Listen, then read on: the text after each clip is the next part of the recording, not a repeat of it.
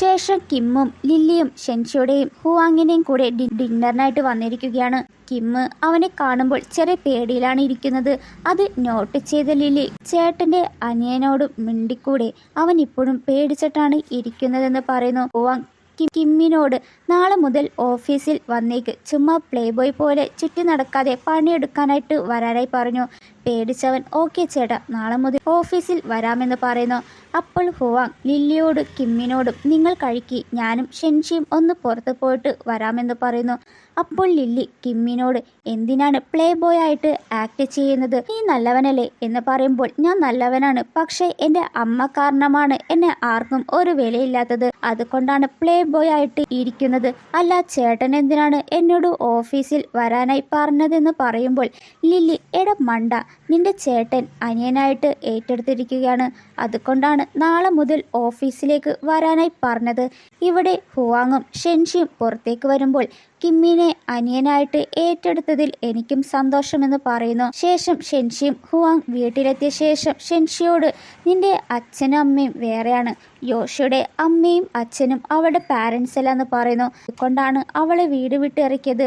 അപ്പോഴാണ് അവൾക്ക് മനസ്സിലാകുന്നത്, അതായത് ഷെൻഷിയുടെ അമ്മ ഷെൻഷിയുടെ മുത്തശ്ശന്റെ മകളാണ്, യോഷിയുടെ അച്ഛൻ ഷെൻഷിയുടെ അമ്മയുടെ ചേട്ടനാണ്. ഷെൻഷി ജനിച്ചപ്പോൾ അവളുടെ അമ്മ മരിച്ചുപോയി. ചെറുപ്രായത്തിൽ യോഷിയെ നഷ്ടപ്പെട്ടതിനാൽ ഷെൻഷിയെ യോഷിയുടെ പാരൻസ് മകളായിട്ടാണ് വളർത്തിയത്. യോഷി വന്നതിന് ശേഷമാണ് ഷെൻഷിയുമായിട്ടുള്ള സ്നേഹം കുറഞ്ഞത്. അപ്പോൾ ഹുവാങ് ഷെൻഷിയോട് നിന്റെ അച്ഛൻ ഇപ്പോഴും ജീവനോടുണ്ട്, ഞാൻ അവരെ നിന്റെ കൺമുന്നിൽ കൊണ്ടുവരുമെന്ന് പറയുന്നു.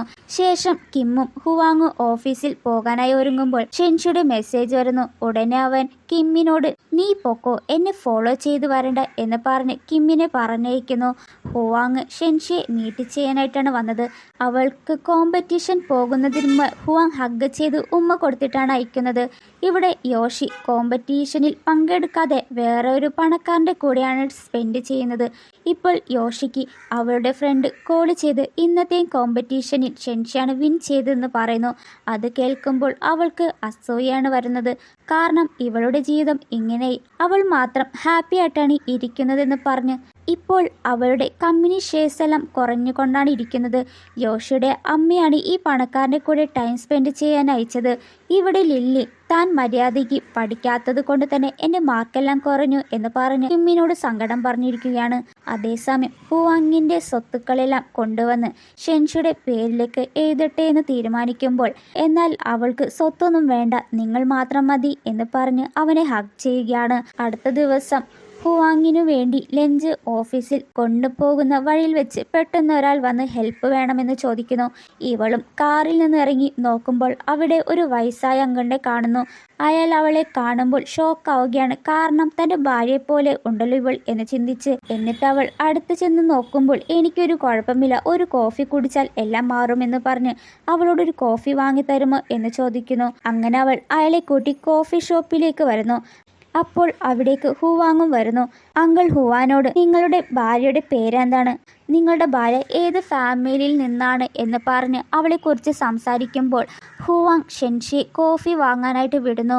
അവളെ വിട്ടയച്ചപ്പോൾ നിങ്ങൾ എന്തിനാണ് ഭാര്യയെ വിട്ടത്, ഞാൻ നിങ്ങളുടെ ഭാര്യയെക്കുറിച്ച് ചോദിച്ചത് കൊണ്ടാണോ എന്ന് പറയുമ്പോൾ എനിക്ക് തോന്നുന്നത് നിങ്ങൾ എൻ്റെ ഭാര്യയുടെ അച്ഛനാണോ എന്ന് ചോദിക്കുമ്പോൾ അയാൾ ഒരു കാർഡ് എടുത്ത് നമുക്ക് DNA ടെസ്റ്റ് ചെയ്യാം എന്ന് പറഞ്ഞു പോകുന്നു. വീട്ടിലെത്തുമ്പോൾ അവൾ ഇന്ന് കണ്ട അങ്കിളിനെ കുറിച്ച് സംസാരിക്കുകയാണ്. അവരെന്താ എന്നോട് മിണ്ടാതിരുന്നത്, മിണ്ടാത്തതിൻ്റെ കാരണം പറഞ്ഞിരിക്കുമ്പോൾ എനിക്ക് തോന്നുന്നത് അദ്ദേഹം നിന്റെ അച്ഛനായിരിക്കും, ഇതുവരെ കൺഫേം ആയിട്ടില്ല, നാളെ നിനക്കും അദ്ദേഹത്തിനും DNA ടെസ്റ്റ് ചെയ്ത് നോക്കാമെന്ന് പറയുമ്പോൾ അവളും ഒന്ന് ഷോക്കാവുകയാണ്. അടുത്ത ദിവസം അവൾ അവളുടെ അച്ഛനെ മീറ്റ് ചെയ്യുകയാണ്.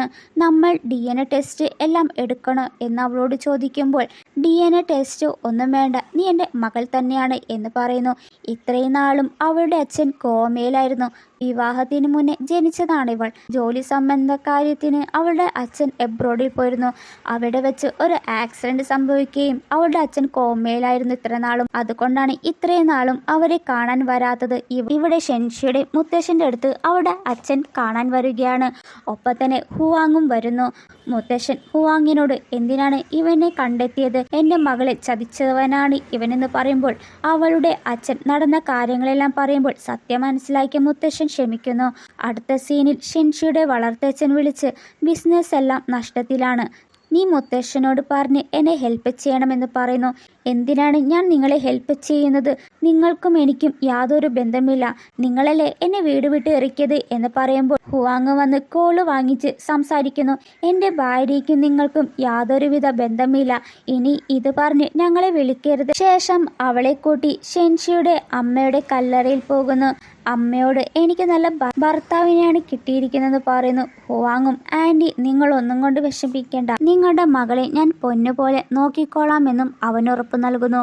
ഇവിടെ യോഷി വേറൊരു ബിസിനസ് മാനോടൊപ്പം കോൺട്രാക്റ്റ് വാങ്ങിക്കാനായി വന്നിരിക്കുകയാണ്. അവർ അങ്ങനെ സംസാരിക്കുമ്പോൾ അവിടെ ഹുവാങ് വരുന്നു. അവയാളെ പുറത്താക്കിയിട്ട് യോഷിയോട് ഇമാതിരി ചീപ്പായ പരിപാടിക്കൊന്നും നിൽക്കരുത്, നീ ചെറിയ കുട്ടിയാണെന്ന് പറയുന്നു. യോഷി എൻ്റെ അമ്മയാണ് എന്നെ ഇങ്ങോട്ട് അയച്ചതെന്ന് പറയുകയാണ്.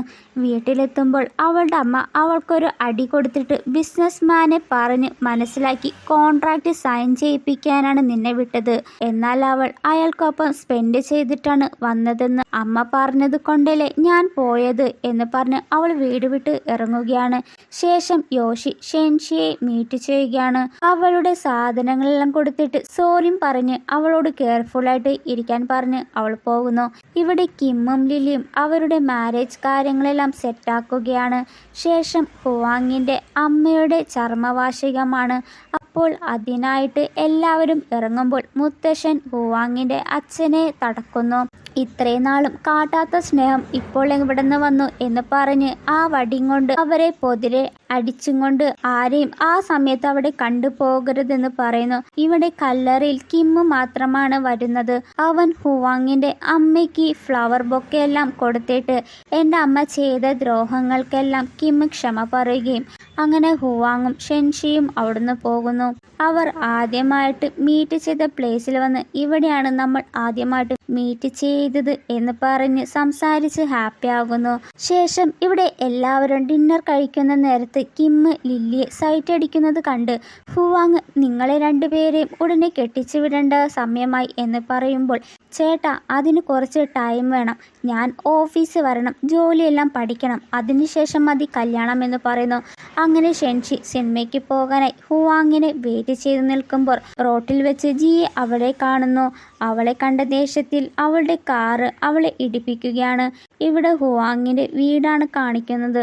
ഡോക്ടർ ഷെൻഷിയെ ചെക്ക് ചെയ്തിട്ട് അപകടത്തിൽ അവൾക്ക് വലിയ പരിക്കൊന്നും പറ്റിയിട്ടില്ല, കുറച്ച് കഴിഞ്ഞാൽ ബോധം വരുമെന്ന് പറയുന്നു. ഹുവാങ് ഫ്രണ്ടിനോട് ജിയെ പോലീസിൽ പിടിച്ചു കൊടുക്കാനായി പറയുന്നു. പക്ഷെ ഫ്രണ്ട് അതൊക്കെ ഓൾറെഡി ചെയ്തിട്ടുണ്ടെന്ന് പറഞ്ഞു. അടുത്ത സീനിൽ 1 വർഷം കഴിഞ്ഞിരിക്കുകയാണ്. ഷെൻഷിയെ പ്രപ്പോസ് ചെയ്ത് നമുക്ക് ഒഫീഷ്യലായിട്ട് മാരേജ് ചെയ്യാമെന്ന് പറയുന്നു. അവളും അതിനെ സമ്മതിക്കുകയാണ്. ഇവിടെ ഹുവാങ്ങിൻ്റെ അച്ഛൻ്റെ കയ്യിൽ ക്യാഷൊന്നും ഇല്ലാത്തതിനാൽ അയാളുടെ ഭാര്യ അയാളെ ഇട്ടിട്ട് പോകുന്നു. ഇവിടെ ഷെൻഷി അടുത്ത കോമ്പറ്റീഷനിൽ പെർഫോം ചെയ്ത് വിൻ ചെയ്യുകയാണ്. അന്ന് രാത്രി ഇനി നമ്മുടെ ലൈഫ് സ്റ്റാർട്ട് ചെയ്യാമെന്ന് പറഞ്ഞ് കിസ് ചെയ്തോടെ ഈ ഡ്രാമ ഇതോടെ അവസാനിക്കുന്നു. വീഡിയോ ഇഷ്ടപ്പെട്ടെങ്കിൽ ഒന്ന് ലൈക്ക് ചെയ്ത് നിങ്ങൾക്ക് ഈ ഡ്രാമയിലെ ഹീറോയിനെയും ഇഷ്ടമായെങ്കിൽ ഒന്ന് കമൻറ്റ് ചെയ്യൂ.